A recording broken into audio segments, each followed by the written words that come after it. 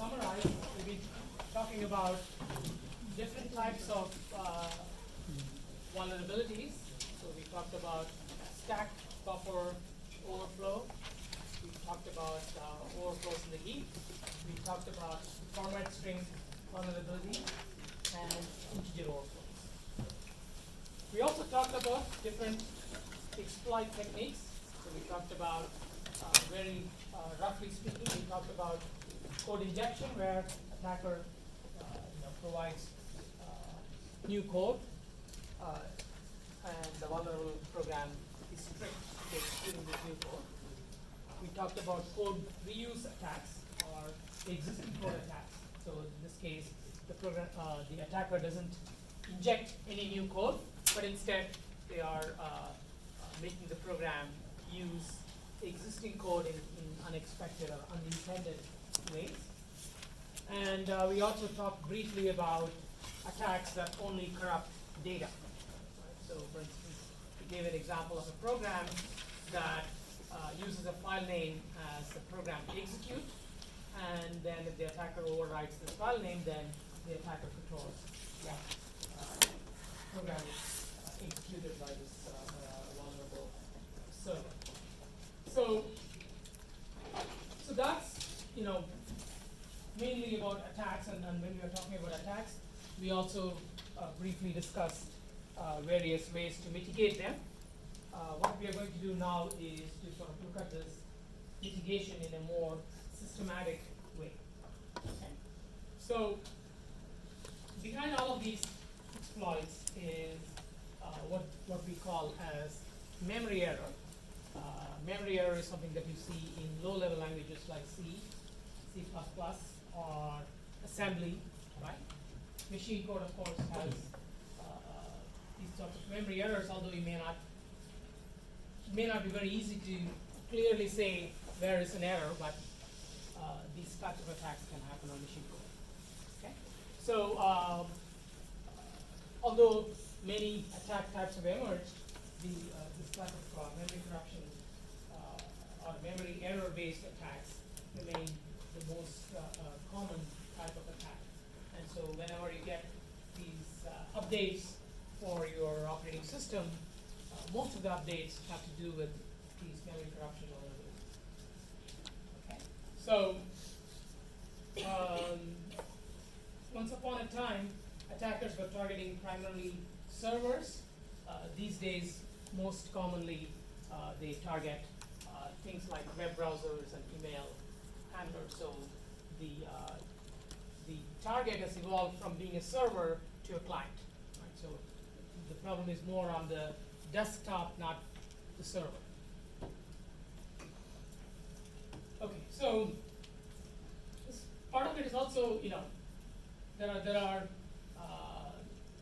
multiple reasons for this, right? So one of the reasons why attackers are targeting desktops, right? So one of them is, of course, the people who are using the desktop are sort of more, the less informed. Press and hold both So volume they are keys for 3 seconds to use talkback. gullible, and they can be fooled into letting the attack succeed. Okay, so that's it's an easy target. That's the one reason why the threat has evolved. The other reason, can anybody try to guess what would be the other reason why attackers are targeting clients rather than servers? Yeah. Some of the code that is being processed is on the client. Like in browsers, for example, most of the JavaScript processing happens on the client. So, but JavaScript doesn't have memory corruption vulnerabilities, right? Yeah, go ahead. The client is more likely to have an older version that's more easy to exploit. Not everything is an evergreen application yet. Meanwhile, servers will have people that keep them up to date more likely. You would think, Think. but I'm not sure it is necessarily true. I think you probably find this variety on the client as well as the servers. There are people who constantly update, keep their software updated, and some don't. Any other guesses? Yeah, go ahead. So if attacker directly attack the server, then there might be like more chance to be caught. But like when we are attacking from like client side, then there is less chance to be like caught. Okay, so what you are saying is that there are, at least in principle, there should be more of a watch kept on server machines as compared to clients, and that's a good point. Any other answer? Anybody wants to guess? Yeah, go ahead. It's very similar to what he said, but actually, so clients have an easier access to the server, and directly accessing the server from like another computer would be much more difficult. But through a client, if we try to access the server, it would be much easier. So that too is could work either way, right? Because often servers are accessible from the internet, and client machines typically invert access into a client machine is often much more difficult, right? So it could work either way. I mean, I agree with you partly, but partly it could be the other way too. Yeah, go ahead. It's more easier to break into a client application than through a server, because most of the compromise we see to a server happens through some client interface that is accessing it. So you break one client interface, you get access to the server. I think you are saying something very similar to what he was saying, and it is valid to some extent. But the answer that I'm looking for is related to complexity, right? So complexity is the enemy of security.